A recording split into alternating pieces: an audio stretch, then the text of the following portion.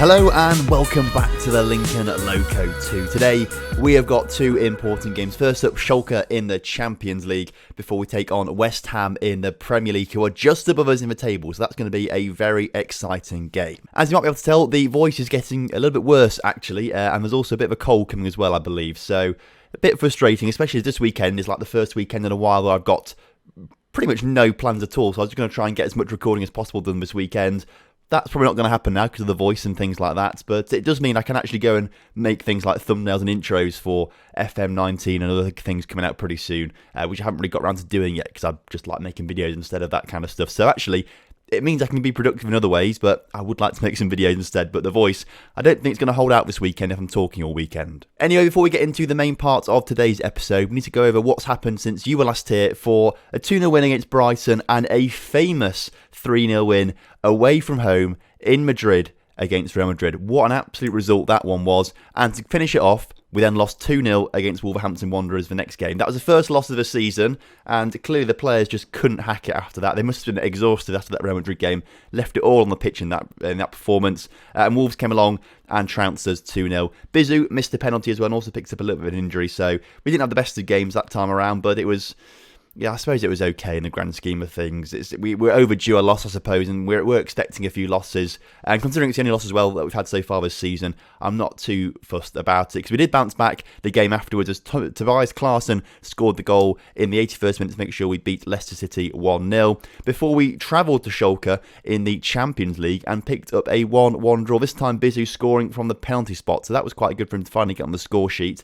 But obviously, we would like to see him get on the score sheet a few more times this season. In the Everton game, Peter Pelican picked up a brace, including a goal in the 91st minute after Everton brought it back to 2-0. After we were 2-0 up, they brought it back to 2-2 in the 86th and 88th minute. Then Pelican scored at the very end after Andres also scored a goal as well. So that made sure we won that game 3-2, which was fantastic. Carabao Cup 4th round, a comprehensive 3-0 thrashing of Stoke with Pelican scoring all 3 goals in that one. Before last time out, we drew 3-3 away from home at Southampton, with them going actually 3-0 up in the first half, and we brought it back to 3-3 in the second half with Andreas, Chris Hart and Bizu getting on the score sheet. What it means is we stay third in the table, which is pretty good. Only 3 points off Tottenham Hotspur, who still haven't lost a game this season, which is pretty mental, and a point behind West Ham United, who of course we play today. As you can see down here, Peter Pelican on 9 goals in the league, just one behind Jake Taylor of West Ham. But in all competitions, Peter Pelican has got 15 goals so far this season, you can see down here, which is absolutely fantastic. So hopefully he extends that today. He's going to be leading the line for us as we take on Schalke. Pomeroy, though, is going to come into that attacking midfield position because, as you can see, Chris Hart is looking very, very tired, having played 17 games so far this season. One less throw than Luis Gustavo. So Gustavo's playing... his fitness has been absolutely incredible, to be fair, this season, Gustavo. But Chris Hart as well, testament to him and how he's been playing as well. He's obviously joined by Chisa as well as Luis Gustavo, obviously. Agnew and Luizu in midfield with a backline of Doherty, Juliano, Nesvich, Klaassen and Salinkia. I did it backwards today. I hope you like that. I don't like it, so I'm not going to do it again. Right then, kickoff is upon us, and I don't think I'm going to be doing much talking today because I can already feel and hear the voices kind of going a little bit, which is really annoying for someone like me who makes videos and things like that. The worst thing is having a sore throat and losing your voice a little bit. Now, we played Schalke in between episodes, and we didn't play particularly well. We just really couldn't find our rhythm or our mojo in that game. So hopefully in the home leg today, we're going to really take it to them and actually show them this is what Lincoln United is all about, and we thrash them. I think actually if we beat them today as well... I think we're the early kickoff as well because Madrid and Prague haven't kicked off. But you can presume that Madrid are going to beat Prague. If we beat Schalke, we go on to 10 points. They stay on 4 points. So actually, with 2 games to go, they probably could actually still get... so it's not mathematical, but you'd assume after this, it's pretty much guaranteed that we're going to be going up, even if it's not quite mathematical. For that to happen, though, we do need to win today. And this first half, nothing has happened at all as we approach half-time at 0-0, which is slightly concerning, but... you know what? As long as we don't lose, I'll take the result. I mean, as you can see, we have been massively dominant. 12 shots to 0 shots, 59% possession to 41% possession. And now, finally, there is a highlight as Pomeroy gets on the ball, playing it out towards Klaassen, who can put the ball in towards Chisa, into Gustavo, and it's somehow blocked there by the Schalke defenders and goes out for a corner. Corner not shown on the highlights though, so clearly can't win a good one. I think we'll go a little bit more attacking for this game as well, just because we need to grab a goal now in the final half an hour as Doherty's got a free kick to swing in, and we've been given a penalty. So we're going to put Pelican on the penalty because we want to get him up to as many goals as possible this season, obviously. Can he convert from the spot? Here he steps.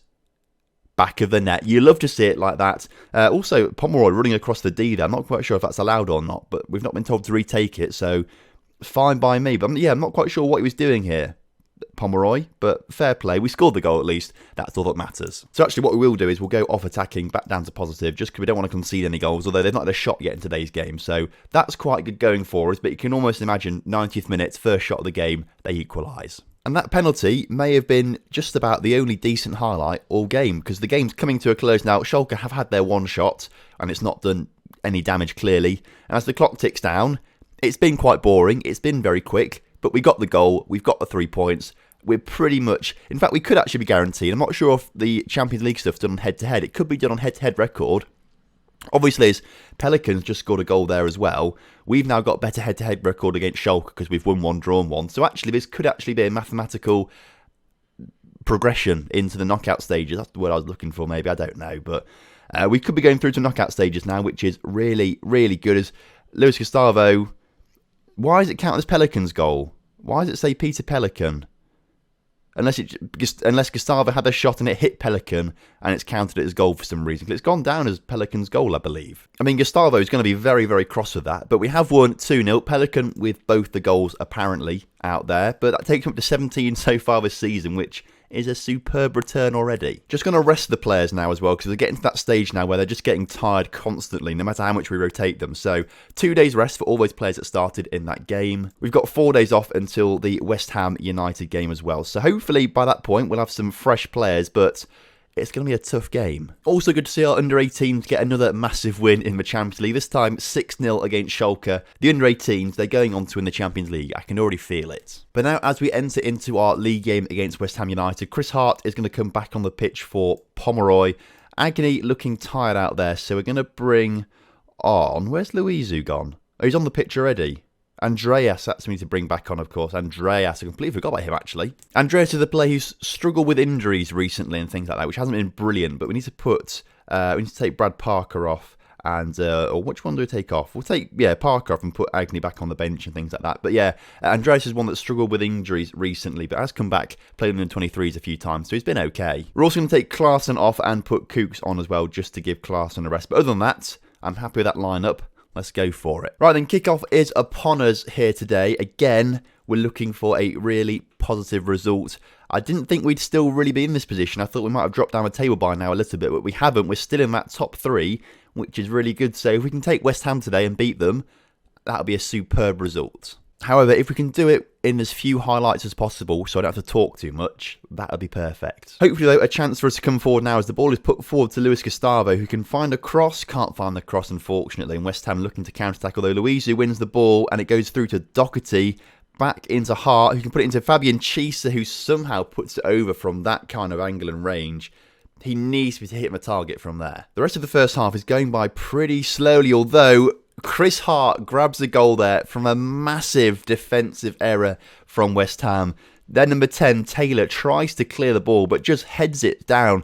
It's a superb assist, really. I mean, quite frankly, that is one of the best assists I have seen, I think, in this entire Lincoln Loco series. In the 21 seasons, that's one of the best assists we have ever seen.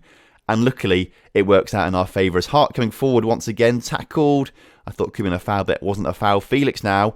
We're going to have another defensive error here.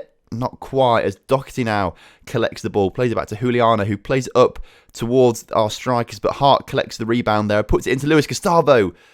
Back of the net for 2-0. And I was about to say, before those highlights happened, I was saying that this first half's been really boring and not much has been going on at all. But now suddenly, we've got 2 goals in the space of, what, about 2 minutes or so. Great stuff from us. Hart played very well in both goals as well, getting an assist this time. And Gustavo, not an easy shot to score, puts it away. And now as we approach half-time, 2-0 up, it temporarily puts us second in the table on 30 points, level with Tottenham Hotspur. They've got slightly better goal difference than us, but they have yet to play this weekend, so we'll probably go 3 points behind them again. Oh, Gustavo's just been given a straight red. I mean, that's a little bit annoying, actually, I suppose. Hart, can you play out on the wing? I mean, not really. We might need you to be sacrificed then for Steve Barnett. We'll go for that. I think that might be the change that we'll make, and maybe drag these two. In fact, let's actually drag them back and sort of not ruin the game now. Let's go to balanced as well. I mean, I don't know what this straight red card was for. Maybe like a 2-foot challenges. Great save from Schalke there to keep us in the game. We've got, what, 20 minutes to go.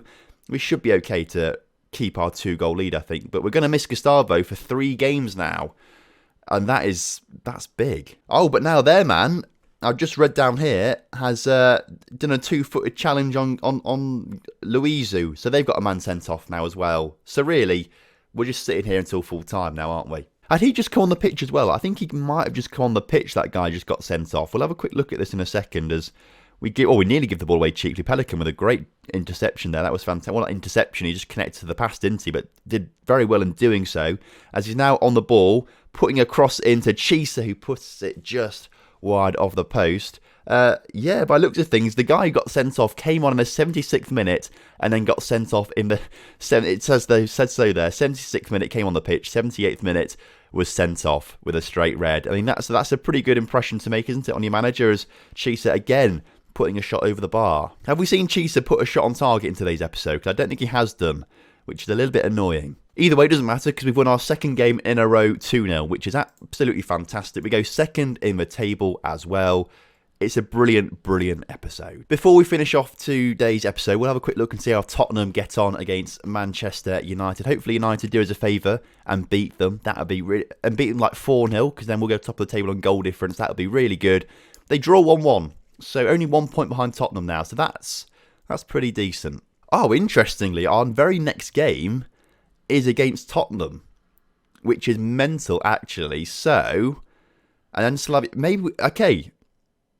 Maybe we do that for next episode, just because it's top of the table, and if we beat Slavia Prague, we will also be guaranteed a place in the knockout stages of the Champions League as well. So, we'll do it. Let's just do it. Let's do that next episode. That's going to be out on Monday, and also out on Monday is a brand new series played on FIFA. Now, stick around for that, because it's a different series, I think, to what you will have ever seen on FIFA before, in my opinion.